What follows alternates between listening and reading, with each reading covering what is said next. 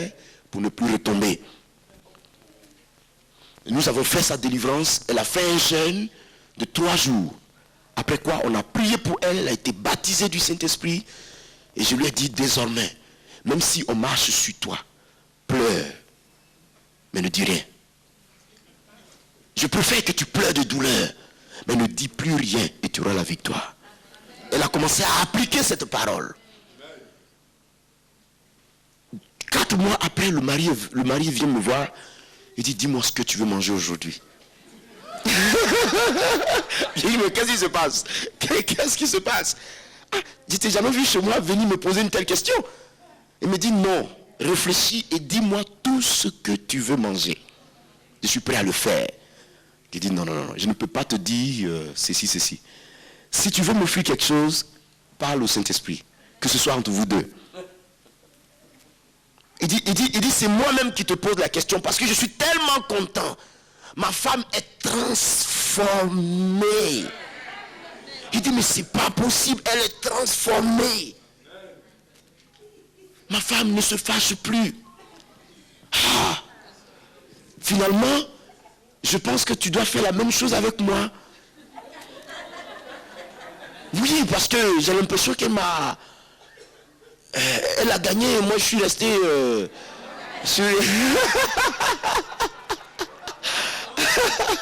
Alléluia. Vous comprenez combien de fois la colère ouvre la porte aux démons. C'est pour ça que Dieu nous enseigne que tu sois lent en colère. Sois lent en colère.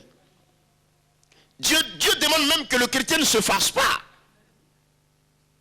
Parce que si tu te fâches, tu perds la joie. Là où il y a la colère manifestée, il n'y a plus de joie.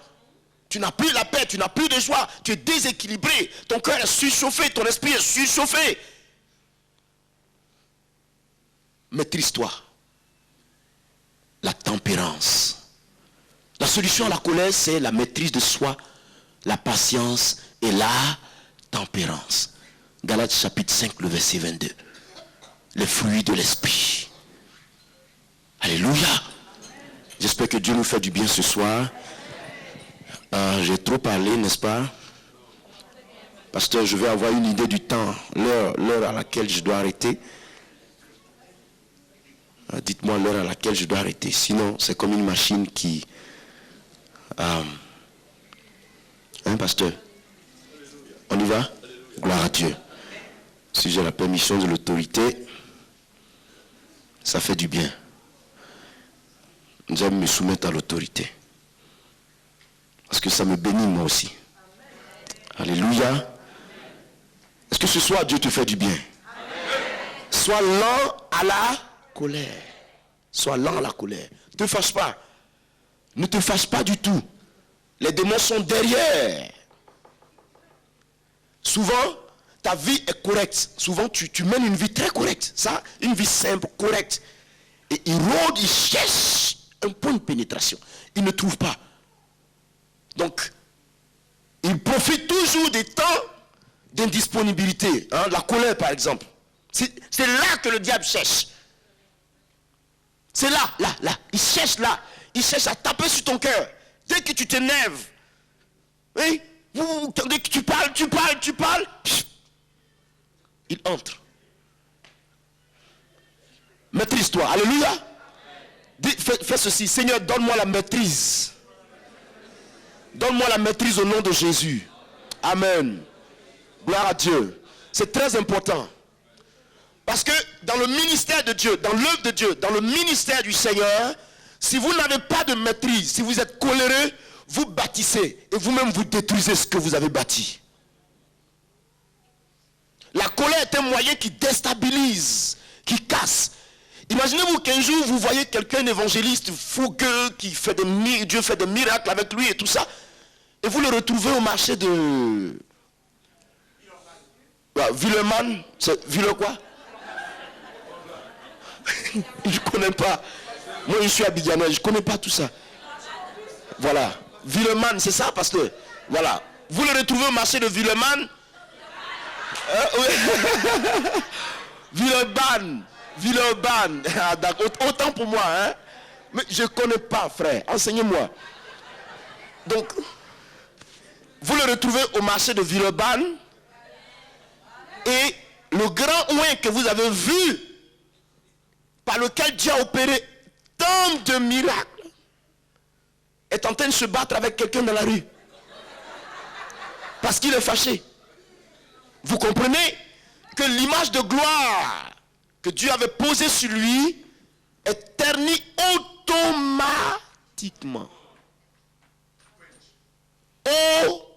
Automatiquement. Qu'allez-vous penser de lui? Vous douterez de son évangile. Vous me comprenez ce soir? Vous allez douter de sa prédication. Vous allez douter de lui. Comment se fait qu'un tel gars que Dieu emploie pour de telles choses peut être en train de se ridiculiser sur le marché? Ah non, il n'est pas de Dieu. Le jugement sera radical.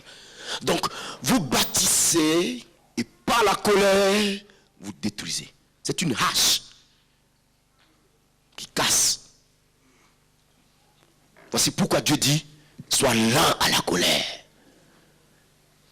Un peu de patience, sois lent à la colère. Même si tu as raison, sois lent à la colère. Ne réagis pas, laisse faire le Saint-Esprit. Dieu dit, à moi la vengeance, à moi la rétribution. Parce que je vous dis une seule chose, quelquefois le diable nous tend un piège. Satan, sachant que nous avons l'habitude de réagir quand il se manifeste, et qui veut polluer ou sinon détruire notre témoignage, sinon détourner la raison de nous, provoque certaines situations. Tu avais raison, mais à cause d'une seule petite expression qui est sortie de ta bouche, tout est gâché. Laisse Dieu te construire. Alléluia.